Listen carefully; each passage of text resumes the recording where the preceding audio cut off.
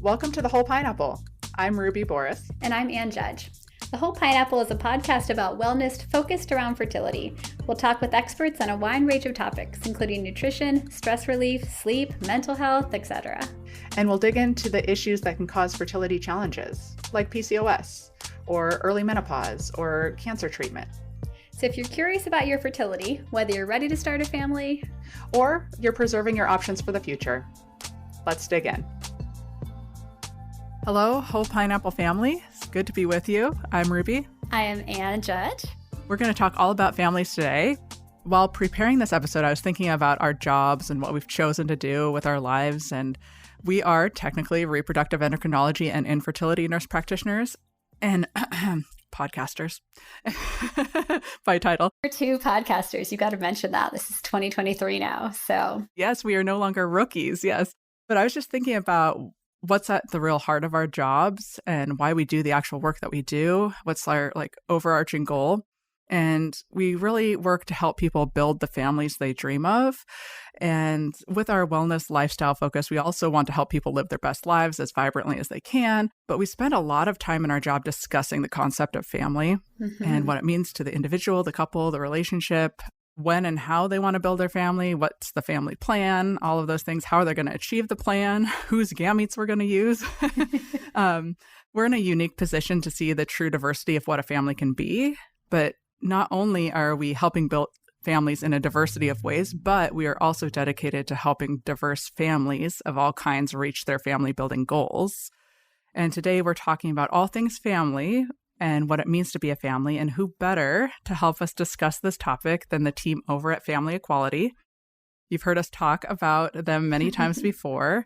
Family Equality is a nonprofit organization doing amazing work, and I have the privilege of introducing two remarkable guests today. And before I take it away, do you have any beginning thoughts?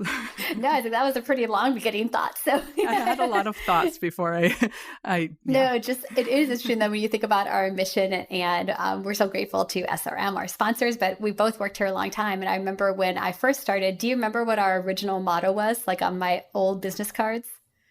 No. So originally, because I loved it, our first cards, it just said SRM, life. We make it happen. Oh. I was like, wow. And now we're all like supporting the health and family. Now we're a lot more warm, fuzzy and everything else. But I was like, but not just life in the biological sense, but like everything that is involved in like living your best life, like you said. And like, that's what we're here to do, to help people really reach what is meaningful for you when you think about what you're hoping for in your life. Yeah. So let me introduce our amazing guests. First, we have Rebecca Willman. Rebecca is the Chief Community Engagement and Program Officer for Family Equality. She has spent most of her adult life ensuring bodily and emotional autonomy for individuals and families. Before joining Family Equality, she worked at Abortion Care Network. Before that, she spent many years working in clinics, providing direct care to people seeking reproductive health care. Rebecca also spent many years as a birth worker, supporting people through pregnancy, labor, and early postpartum. A former academic, she has published, taught, and researched in the fields of reproductive health and freedom, gender, and sexuality. Grounded in empathy, intersectionality, generosity, and bias towards action, Rebecca's work has and continues to be committed to fostering racial justice and freedom of LGBTQ individuals and families. And we also are joined by Shelbi Day. Shelbi joined Family Equality in October 2016 as Senior Policy Counsel and now works as the Chief Policy Officer in the Policy Department. In this position, Shelbi leads Family Equality's policy work throughout the United States and manages the organization's Amicus Curiae, hopefully Latin, briefs, which are used to showcase real-life experiences of LGBTQ parents and their children. Most of Shelbi's career has been in the civil rights litigation focusing on LGBTQ issues. In her time in private practice, she worked in areas of adoption, surrogacy, and assisted reproductive technology. She also formerly was a staff attorney in the Western Regional Offices of Lambda Legal, ACLU of Florida, the National Center for Lesbian Rights, and the Southern Legal Council. While with Lambda Legal, she was a member of the legal team challenging Nevada's lab prohibiting gay people from marrying. And at the ACLU of Florida, she was on the team for the case that ultimately rendered unconstitutional Florida's ban on gay people adopting. So quite impressive, both of you. Welcome. Thank you. Thanks so much for having us on. It's truly a pleasure. I'm excited to do this. Anne, where should we start? We have so many things to talk about. The first thing I want to do is ask you about advocacy, because I think all of us are still like, like the past year has been so Yes. so much. But we are going to hold off on that for our short snack, because we know that's probably a lot of people's, and we want to make that its own little standalone section. So holding off on the advocacy side. My very first thing was talking like Respect for Marriage Act recently passed. Can we please talk about that? But that's going to be in our short snack episodes. So be sure to take a listen to that on Saturday. So why don't we start by you just telling us, what is Family Equality? What's sort of the history and the mission of the organization? So Family Equality is a nonprofit national organization that has been around for 40 plus years. We're an organization that represents LGBTQ families. Our mission is to ensure that everyone has the freedom to find, form, and sustain their families by advancing equality for the LGBTQ community. And I will just add, in all of our work, I think especially in our policy work, that is an effort both to ensure that people have legal equality, so equality on the books, but also lived equality. And I think that lived equality piece especially relates to a lot of the work that Rebecca and her team does. Rebecca, can you speak a little bit to your role in the organization?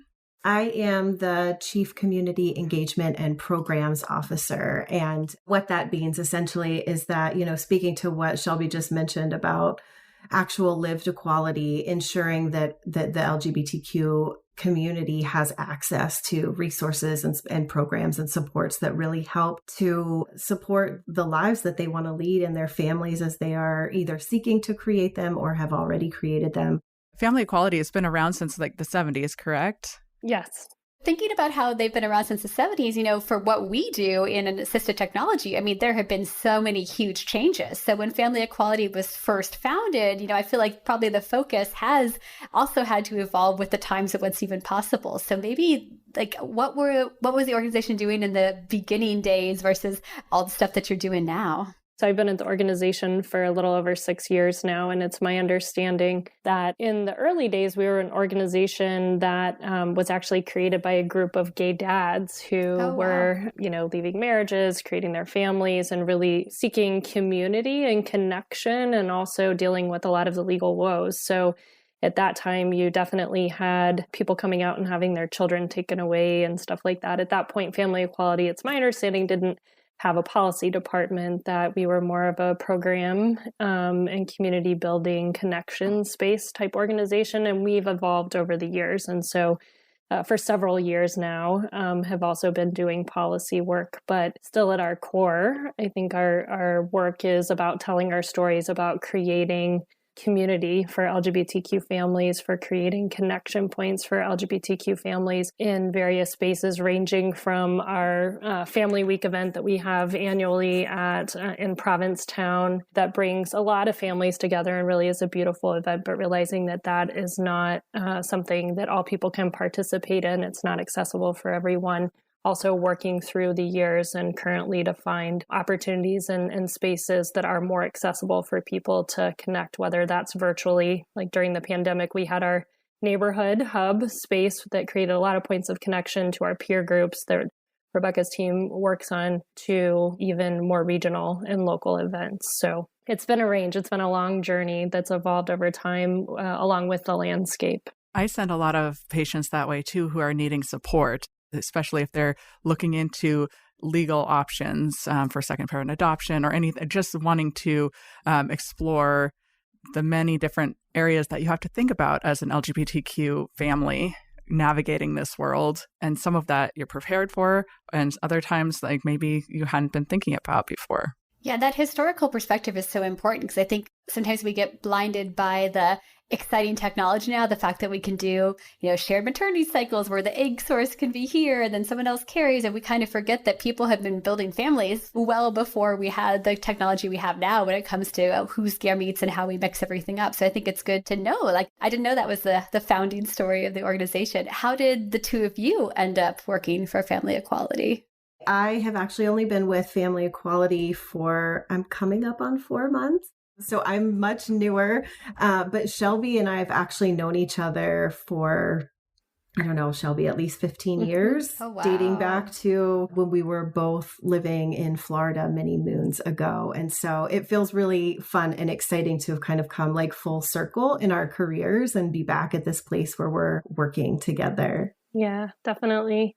So I've been at Family Equality for 6.5 years on the staff, but I actually had worked alongside Family Equality for many years before that. So for example, when I was litigating in Florida, litigating the adoption case that you talked about earlier, challenging their prohibition of gay people adopting, Family Equality was doing some really important community and education work alongside us and the National ACLU to both around the case, but also to try to prevent a potential constitutional amendment. So a lot of public education, a lot of storytelling. And like I said earlier, that's always been a big part of what Family Equality has done in the movement and done really well, I think, is that storytelling and education piece. And so I had a kind of a long-standing relationship, and so I left litigation, actually left Lambda Legal, knowing that I was going to be starting my family soon, and just sort of through the way things work, sometimes found myself with an opportunity at Family Equality and joined the staff officially. I've been doing that through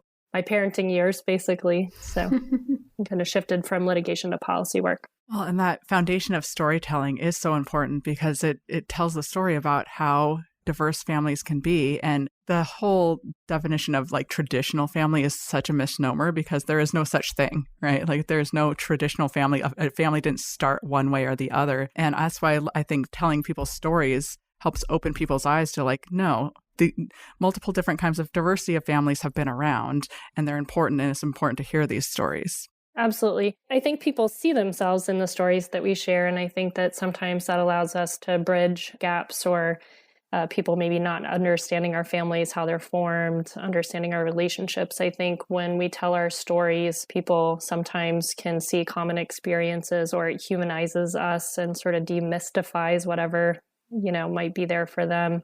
And really has gone a long way in us helping change hearts and minds, even in our policy and amicus brief work. Even for me, like I'm a member of the queer community. I'm married to a transgender queer person. I have a lesbian mom who has been with her partner for 30 years. So essentially, in a lot of ways was raised by two women, at least starting, at 14 years old. I'm coming into this organization and just having been here for 4 months, I'm already blown away by the stories that I hadn't even heard of, right? And like, even for me, just having felt like I have this footing and this understanding about the diversity of ways that folks create and expand families is like, just in the few months that I've been at Family Equality, it's like been taken to a new level where I'm like, oh God, there's so much more out there that I didn't even realize. So cool. One of our episodes last year, we recorded with Jamie Kelton from If These Ovaries Could Talk, is we were talking about how intentional family building has to be when you don't just necessarily have all the gear beats you need right from the beginning, or you got to figure out what's going to happen, and how sometimes the challenge with that is that people feel like there is so much to think about. And so then they really think thoughtfully, they make a plan, but fertility doesn't always go to plan. Just like for couples that might, have never thought they'd have to go and involve a fertility clinic. So if you're open to sharing stuff, I'm just kind of curious, since you mentioned one of your decisions was this wanting to move into the parenting phase. Did your family building go the way that you thought it was going to go? Often family building, through the stories I hear, doesn't go the way, like you said, it's a journey. That's what I always tell people, It's a journey. You think you know where it's going to go and how it's going to go, and then sort of life happens and it becomes whatever it is. So my wife and I have 2 kids, and we knew from the outset that if we were able to, we both really would like to try to carry a pregnancy. We were in an age where we needed to start moving forward fairly quickly, given age, if we wanted to do that. I think for the most part, we were very lucky in that in many ways our journey did come together fairly easily compared to what a lot of people's journey. But it didn't look like we thought. So my wife is a few years older, and all things on paper looked like it should have been very easy for her to conceive. And so we started with her first, and she did the IUIs and had a great we were in Portland, Oregon at the time, had access to great fertility doctors and all the things. she tried for a year and even was on hormones, and it just wasn't working. And our doctor, who we both tremendously grateful for, looked at us and said, if you both want to carry, we got to do something here. We really need to start thinking about IVF. And finally, my wife was ready to do that after, I think, 8 or 9 failed IUI attempts and kind of that emotional journey. And she looked at me and said, and if you want to carry, then we need to get started while we're going through egg retrieval and the IVF process with her. And I was like, okay, well, so like when? And she's like, well, when your next cycle. And I was like, so like in 2 weeks. Like, oh, you mean now? And I honestly think because I wasn't really focused on it, we were so focused on my wife, and it was just sort of like, okay, we're going to do this. And I actually was super lucky and got pregnant right away. Was that hard emotionally for the relationship then? Like, it's such a strange thing. Like, if I'm trying to think about it from her side, how obviously you'd be so happy, but also probably a little bit like, really? The first one? Well, my wife laughs because we were, even before I had the initial tests, that you go through to see if it took, I was starting to have waves of nausea, and I was like... And I said something to her. She's also a physician, and she tells me now that she was thinking, oh, honey, you poor thing. Like, she thinks. And then like a couple days later, I'm like, so this is happening. And she's like, oh my God. So that really was. And then I had proceeded to have horrible nausea and morning sickness for the first half of the pregnancy. And then during that time, she then went through the full egg retrieval and IVF process, and we froze embryos, and then sort of decided after I'd given birth to our daughter to go ahead and start. And I think gave ourselves plenty of lead time, thinking it might take a while and it might take several attempts. And the first attempt actually was successful. So our kids are 19 months apart. And so we each used our own genetic material and the same donor. So our kids share the same anonymous donor that we used. And so that's how we built our family. And we've had people definitely in that sort of same scenario, except where they end up both pregnant at the same time, without meaning to. And that is a challenging road too. Yeah. Well, we had a different doctor suggest to us when we first started having the conversation, like, oh, given your ages, you can both try at the same time. And we were like, no, that doesn't seem like a good idea. And she's like, oh, you don't want functional twins or multiples. And we were like, no, we don't really want 2 people to be pregnant in the same household at the same time. And like, that just feels like that would be hard. And so, but we just kind of laughed, and she was like, really? But yeah, I've heard stories of people doing that or having functional triplets, and hats go off to them, and others like Rebecca, who are parenting twins and through the toddler years. Yes. Yeah, for sure. Yeah, to your point, Anne, our path was so unknown. I couldn't have predicted this because I didn't even know the scenario that I ended up in was like available. My spouse and I, similar to Shelbi, we were getting to a point where like age was becoming a factor. And like, if we were going to do the thing, we needed to do the thing, right? Like we needed to get that going. And so we actually started working with a friend, just trying at-home insemination. And we're on that path for almost 2 years. During that time, I got pregnant twice. One of my pregnancies ended in ectopic, and one was a loss at 10 weeks. Yeah. I mean, wow, talk about being like in the rabbit hole. I was like taking my temperature every morning. I had the app. I was tracking everything. There's parts of me that like, I learned so much more about cervical fluid and like cervical positioning than I ever imagined. And then there was like parts of me during this journey that I was like really frustrated that I didn't learn this when I was younger, because I also was like, God, this is such important information for people to have about their bodies. Like, don't you feel like we should have like a little biology certificate that we get to give people when they like graduate our care? It's like, look at all the things you know now that you never wanted to know. But totally. Like if I had known this when I was 15 or so, I would have just been so much more connected to and understood my body. So in some ways it was, as someone who has been in the reproductive world for a long time and who had been doing birth work for a long time and doula work, I learned so much more than I ever imagined. And so that is definitely a takeaway of that time period. Now, were you still doing that work while you were doing that? Because that can be so hard when you're trying to get pregnant and you're there for other people's birth experiences. I was, and that was challenging. And it honestly, in some ways, was one of the reasons that I wanted to, because my spouse and I, we have a really good relationship. We were like, do we really want to change things? And that was one of the reasons that it took us so long. And, I'm this like mama bear. Like, how many times can you see like a pregnant person give birth and bond with a baby. And just like, for me, not wanting to do that, like I was just like, I'm done. And my spouse is like, I'm sorry, you're done. We got to do this thing. And obviously they were super on board and excited. So our journey got a little long. It got really hard in some ways, because we were trying almost monthly. As long as I wasn't traveling, it often felt like those months were also losses, Yeah. And I'm sure Shelbi, with the amount of times that you all did IUI and listeners like can really understand that. And so I started actually talking to a colleague / friend about adoption. My spouse and I were on the path of, organizing our home study. I think we had just done like some federal background checks. And I was on the phone with a very good friend of mine, also someone that Shelbi knows. I think originally actually the person that introduced Shelbi and I many years ago, my friend Sarah. I was on the phone with Sarah because she and her partner, who I'd also known for all those years, we were going to ask them to be a reference. And during that conversation, Sarah and Barbara, who had their own really long fertility journey, mentioned that they had 2 embryos left from when they had tried, and said, if you want them, they're frozen together. It would be 1 try, but you and Al can have them. The interesting thing about Sarah and Barbara's journey is that they utilized the eggs, an egg donor of who is our friend Heather. So I'm still trying to like tell this story in a way where people can follow me. So there's Sarah and Barbara. They had 2 kids using donation of eggs from Heather and an unknown sperm donor. So Al and I started to feel like this was a real possibility. Of course, we called Heather. Heather's like, oh my God, yes, take them. There was something in me that even with the losses and even with the unknowns, there was a part of me that was like, I think this is the way that we're going to create our family. We had to do some organizing because Sarah, Barbara, and Heather are in a different state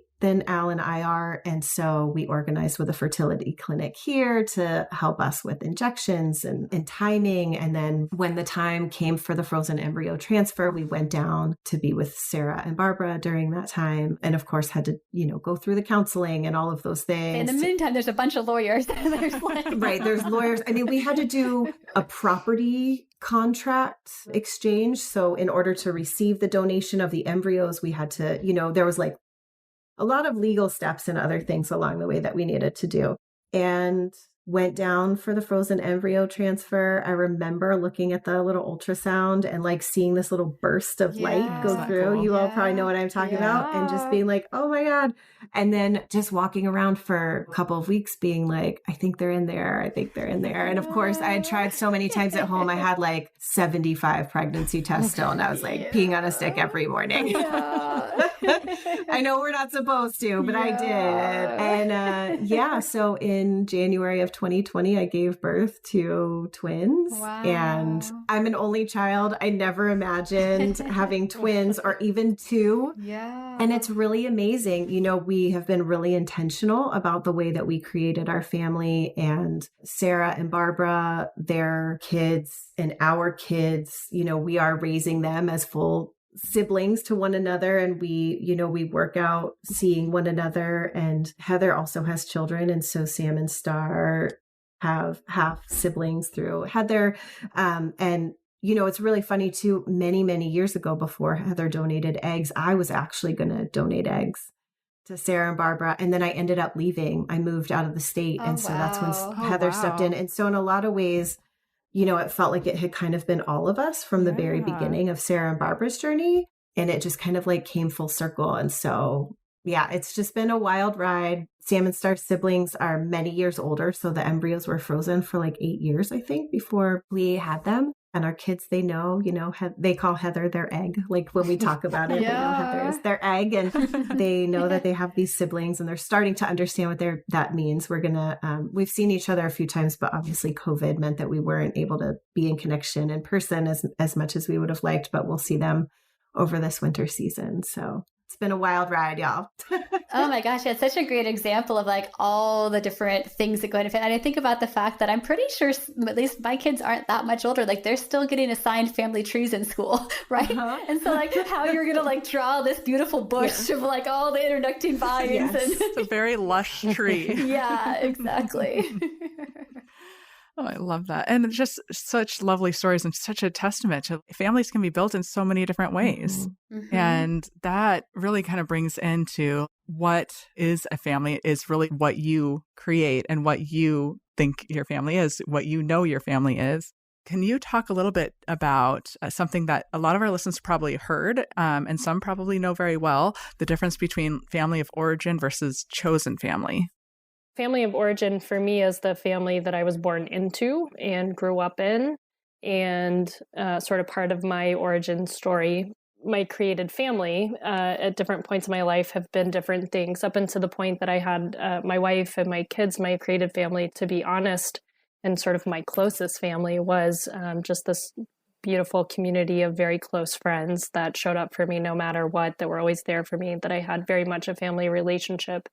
And then that has really grown into meeting my wife and us getting married and us creating the family that we have, and the created family that I have and that, had previously and that we have created, in the 10 years since we got together is our family. The interesting difference for my kids is that not only do they have my wife and I and our families of origin as their family of origin, I think from the very beginning, the created family also is going to be their family of origin, which I think is a really beautiful thing. That's exactly what I was thinking of when you were talking, Shelby, is that like the family that Al and I have opted to create with our friends, we've opted to create family together, but that this is the family that they are growing up into. And, I think about my own upbringing. My mom and dad split when I was really young. My dad really opted out of being a part of my life from a young age. And so my mom raised me as a single parent. And when she met her wife, Paula, I was 14 years old. And like I said earlier, they've now been married for 30 years. In some ways, because that's been such a significant portion of my life at this point, what once felt like my created family or family of choice has kind of morphed into this family of origin. And it's really cool with my kids because Sam is really excited right now by like understanding how everyone fits in a certain family. And he loves to say, you have two mommies, Grammy and Grandma are their names, but you have two mommies. And for them, they don't know any different, which is really exciting to me. And so it's like, yeah, there are these two things. And just like the definition of family changes, over time, or it's culturally specific and all of those things, I think even within our own lives, origin and created families can morph and shift as well. One of my favorite things on the Family Equality website is the Book Nook that's talking about the LGBTQ plus friendly books for parents and children. I just love that. Pretty much any way that you want to talk about it is there. There's history books. It's just for whatever age group. So definitely check that out if you're needing books for your children. There's amazing books on there. Yeah, and there's an organization that we work really closely, or a business that we work really closely with, Our Shelves, who is founded by a queer mom. They showed up at Family Week when my kids were very young. It was one of my first family weeks, and they were there and had all of their books. And it was exactly kind of what you were talking about. Many of the books that they curate and sell are in the Book Nook. So I signed us up for a subscription. And so, 4 times a year we get 5 books. And it's been so beautiful to watch my children grow up. And it's not just LGBTQ books, it's diverse books. So diverse racially, culturally. And it's just been really beautiful for us to have this constant stream of books for my kids to be able to see themselves in the books and our family in the books, many times just as part of the book, not as a direct specific topic about a 2-mom family, but they're just 2 moms and they're like, oh, that looks like our family. And then also to have that same exposure to, strong characters who are people of color or, who belong to different religious groups. And so I just think that is so important, especially now, given all that we're seeing on a legal and policy front around books and curriculum bans. It's so important for our kids to see themselves and to see diversity in books. Absolutely. Do they have any favorites? That is a good question. I feel like it rotates. Yeah, I was just going to say, like, my kids, they rotate. Yeah, we'll read one book like 100 times to the point that I'm like, okay, this is a beautiful book and I'm ready to move on. And then we pick another book and we have a few more but yeah, there have been, I think one of my favorite books that they have really liked is a book called The Red Crayon. If you haven't checked it out, you should, but it's about a red crayon that when it colors something, it's blue. And the entire story. Everybody's trying to reason why they're not red and what they need to do to become red and to write red. And then it shifts into another crown inviting it to color the ocean. And wow. then it colors the ocean and it creates this beautiful picture, and it sort of shifts everyone's understanding that the red crayon writes blue and that's beautiful. And so it just is like this beautiful story. I don't know. I would have never thought to have that conversation that way, but it makes total sense. I love kids' books. With LGBTQ families, the fact that you have the intentionality, but also that you do have this from the beginning, knowing that you have to make that part of the story. Like, it's not something you're going to have hidden, because that's something that comes up a lot when people who didn't ever expect to use donor gametes do. Like someone who uses a sperm donor and egg donor, where maybe just if you saw them walking down the street, you might not know that. I think there's this belief from the beginning that you're going to tell to your child as part of their story, but then sometimes people hold back. Like, they're worried. They're like, well, I don't know. And then they put off the conversation, and then it gets harder and harder. So yeah, like when you do have two moms and you know your kids are going to know that from the beginning, and you want them to be proud of their story too. You don't want it to be some secret that they get told at a certain age. So I think, all these books and resources are there for all different types of families, like you said. Did you find that you developed new family traditions while you were creating your families, or if anything changed, or if it was just continuation of what you've done with your family of origin? I gave birth 8 weeks before COVID, locked us all in our houses. Yeah. So, and my kids are going to be 3 in January. So in some ways, I feel like we're just starting now, in a lot of ways. Like, I'm Jewish, my spouse is not, and neither of us are religious. So, but, we're going to do all of the things. We're going to celebrate all of the things, or as many are, as are appropriate for our family. Last year, we got a Christmas tree, and we were going to do all of these things to we were like, finally, people have to come to us, and, we're not going to be traveling. And then because of Omicron, no one was really around or going anywhere. And we just realized for our family, we just want to be with the people that we love. We feel like the traditions are going to come, but this year we're opting to go to see my moms and be with them because we just want to be with family. And I think that that's something that, at least being a pandemic parent, has really brought out for us. And my kids also go to a Jewish community center for daycare. And so in some ways they're bringing things to us that I didn't even do as a kid, which is really fun. We're thinking about all of the things, but I think it's still a little up in the air for us. Don't do Elf on the Shelf. Don't not. Open that up. Okay. I've seen so many parents lose it. I'm not doing it. I feel like that was my the thing I am most proud of. I gave it because it was all becoming a thing right when mine were little. I was like, I don't want to mess with that. And then I watched people who were like, this is so cute. And then 3 years were like, I wish I'd never started that stupid Elf. So yeah, you can't take it back, right? Without just blowing the whole thing. My mother-in-law gifted us one when my daughter was little, and my wife and I were like, oh, hell no. We have watched our friends go through this.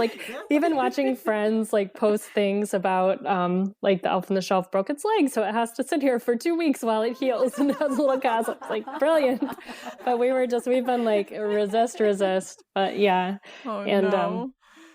I think for us, it's been a combination of creating our own traditions, as well as a year before the pandemic, we moved from the Pacific Northwest back to where my wife grew up to be close to her family and sort of try it on, and ended up really fortuitous timing because of the pandemic, because our kids got to grow up near her parents, and she has a very big, close, expanded family. And so in many ways, the proximity and sort of being in our bubble through the pandemic, we've really leaned into her family traditions, which are big family gatherings. And her family really has embraced me from the very beginning, really as soon as they understood, I think especially since they understood our relationship, which was kind of when we got married. And they had even if they didn't understand our relationship, they knew what marriage means and what a spouse is. And all of a sudden I was family. And it was just full on, which was awesome.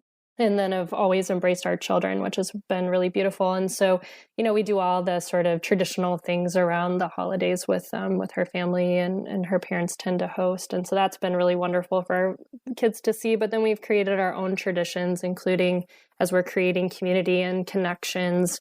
here post-pandemic, and have developed some really close friendships with one other 2-mom family. We even have like a once a month family dinner with our family. So our kids get to like be in community together and be in family together.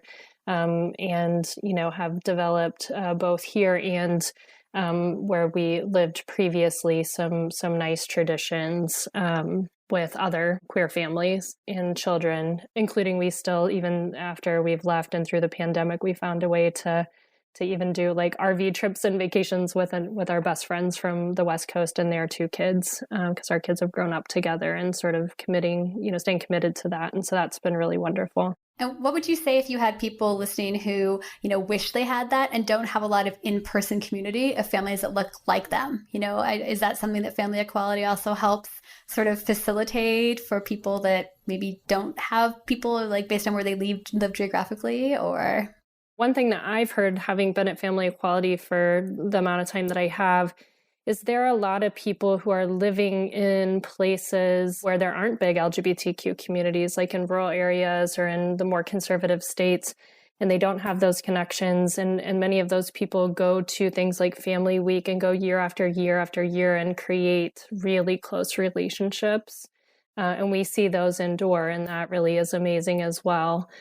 So I think that for some, that is the one time of the year where they go and they and their kids see families that look like theirs. And we hear that over and over again. And so just some really beautiful friendships and probably even created family relationships blossom out of that. And I know that as an organization, we'd love to be able to go back to trying to have opportunities where that's more accessible to folks, where they don't necessarily have to travel across the country. But we can find ways for that in other ways. Yeah. I think, as someone who's living in the South, I see the ways in which, I think this is everywhere, but I will say it of where I am.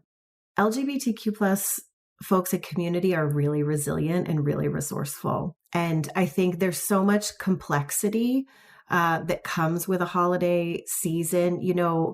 Most of us, for better or worse, inherited traditions. And then at some point in our lives, maybe we realize that we don't have to do that anymore. And I think that happens for folks in the queer community a lot.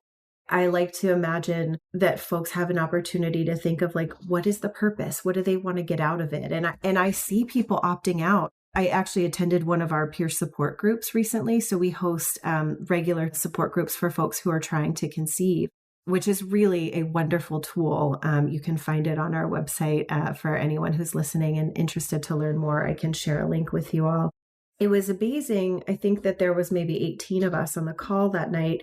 And I want to say that there were at least 3 couples that said they didn't do Thanksgiving this year. And I also want to acknowledge that they did that for political reasons. And, this is a really complex holiday with a complex history and present, but folks opt out when they need to. And opting out doesn't mean necessarily that they're opting out of joy or celebration or community gathering. It means that they're opting to do something different and that serves them. And I want to imagine that one of the places that Family Equality can support that is by helping to remind folks that those options are there.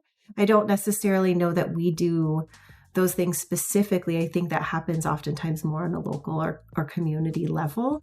But, there are so many other things that we can do in the winter season or in the holiday season. And just like Shelbi said, for so many of our communities, there are other things that we may value more or get really excited about. And we get to put our time and attention into those things.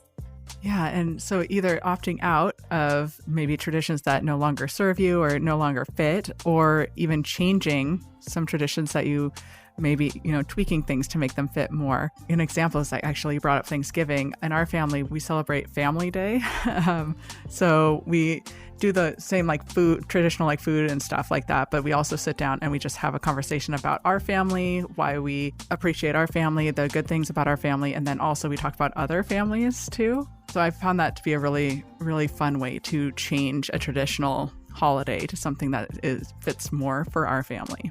You all just made me think that there is something that we have done different. So for Hanukkah, rather than doing, gifts and things for 8 nights, every night is a different activity. So like one night we'll bake together. One night we is like community night and friends night. So we'll have some of our queer community over and do lighting of the candles and eat with them.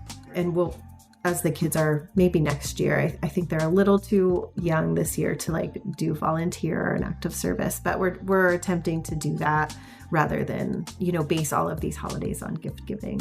Yeah, beautiful. Well, thank you both so much for sharing your story, just beautiful stories with us. And I think it really hits at the goals of family equality to share these stories and the beauty of these stories with everyone. So we really appreciate you sharing yours with us today. Thank you so much for the opportunity.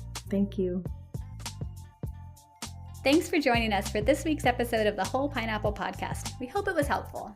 If you know someone who could benefit from hearing the podcast, we hope you'll share it with them.